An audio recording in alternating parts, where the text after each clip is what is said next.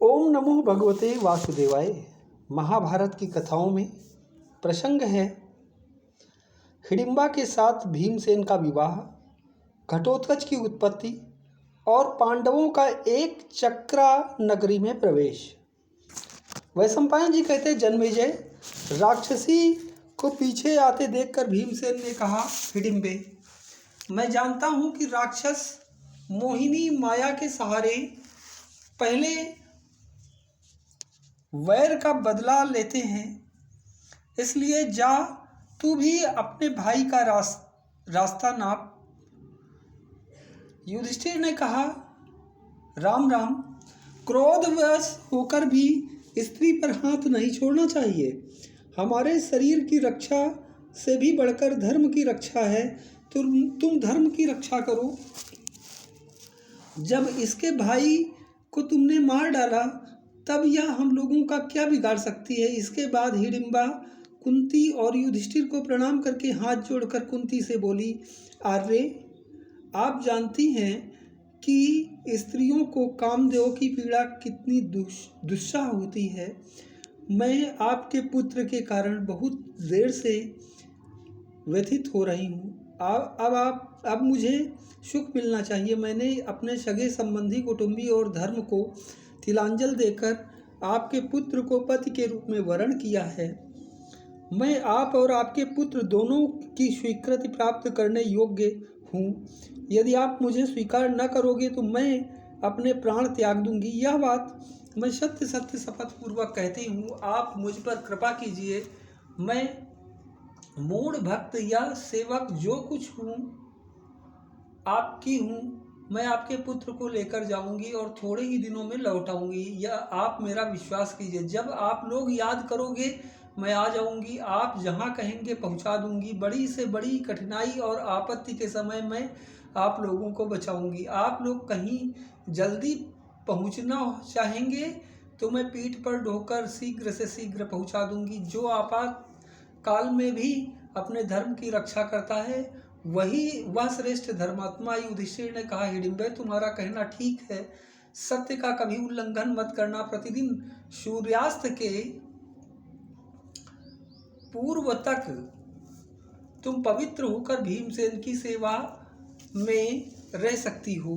भीमसेन दिन भर तुम्हारे साथ रहेंगे। सायंकाल होते ही तुम इन्हें मेरे पास पहुंचा देना।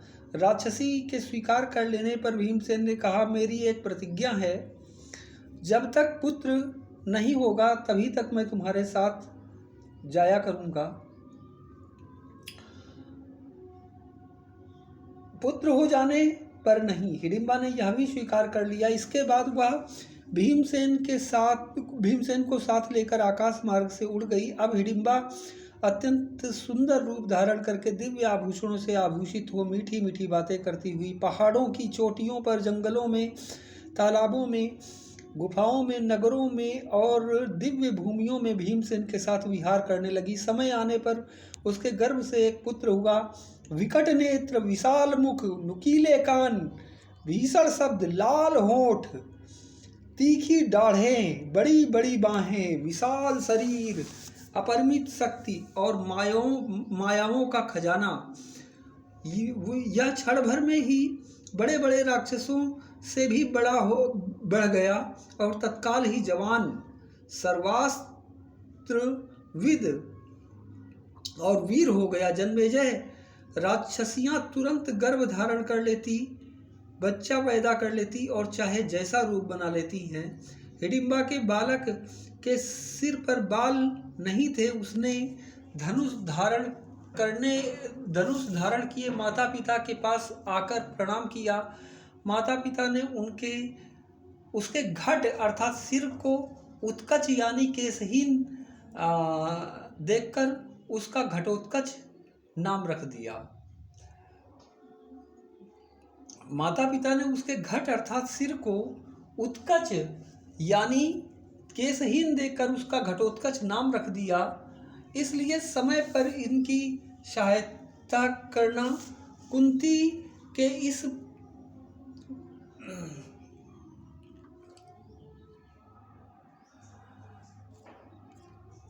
घटोत्कच पांडवों के प्रति बड़ी ही श्रद्धा और प्रेम रखता और वे भी उसके प्रति बड़ा स्नेह रखते। हिडिंबा ने सोचा कि अब भीमसेन की प्रतिज्ञा का समय पूरा हो गया, इसलिए वह वहां से चली गई। घटोत्कच ने माता कुंती और पांडवों को नमस्कार करके कहा, आप लोग हमारे पूजनीय हैं, आप निसंकोच बतलाइए कि मैं आपकी क्या सेवा करूं। कुंती ने कहा, बेटा तू कुरु वंश में उत्पन्न हुआ है और स्वयं भीमसेन के समान है। इन पांचों के पुत्रों में तू सबसे बड़ा है, इसलिए समय पर इनकी सहायता करना। कुंती के इस प्रकार कहने पर घटोत्कच ने कहा, मैं रावण और इंद्रजित के समान पराक्रमी तथा विशालकाय हूं। जब आप लोगों को कोई आवश्यकता हो तो मेरा स्मरण करें, मैं आ जाऊंगा। यह कहकर उसने उत्तर की ओर प्रस्थान किया। जन्मेजय, देवराज इंद्र ने कर्ण की शक्ति का आघात सहन करने के लिए घटोत्कच को उत्पन्न किया था।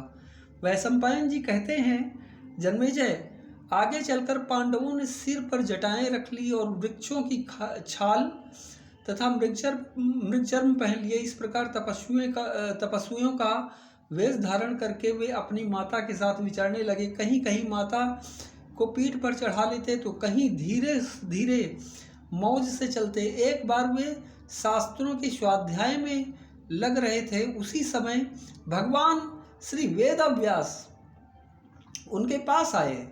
उन्होंने उठकर उनके चरणों में प्रणाम किया। व्यास जी ने कहा, युधिष्ठिर, मुझे तुम लोगों की यह विपत्ति पहले ही मालूम हो गई थी। मैं जानता था कि दुर्योधन आदि अन्याय करके तुम्हें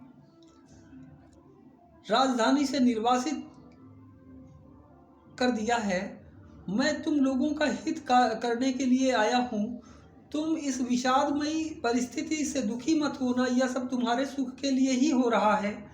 इसमें संदेह नहीं कि मेरे लिए तुम लोग और धृतराष्ट्र के लड़के समान ही हैं। फिर भी तुम लोगों की दीनता और बचपन देखकर अधिक स्नेह होता है, इसलिए मैं तुम्हारे हित की बात कहता हूँ। यहाँ से पास ही एक बड़ा रमणीय नगर है, वहाँ तुम लोग छिपकर रहो और फिर मेरे आने की बाट जो हो। पांडवों को इस प्रकार आश्वासन देकर और उन्हें साथ लेकर वे एक चक्रा नगरी की ओर चले।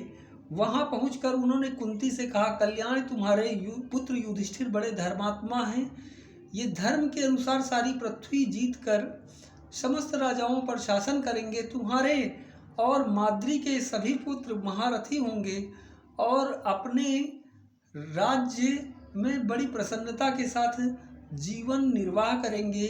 ये लोग राजसूय, अश्वमेध आदि बड़े बड़े यज्ञ करेंगे, अपने सगे संबंधी और मित्रों को सुखी करेंगे और परंपरागत राज्य का चिरकाल तक उपभोग करेंगे।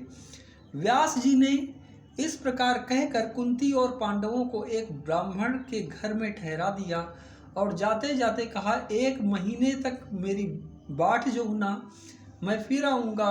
देश और काल के अनुसार सोच समझकर काम करना, तुम्हें बड़ा सुख मिलेगा। सबने हाथ जोड़कर उनकी आज्ञा स्वीकार की, फिर वे चले गए। ओम नमो भगवते वासुदेवाय।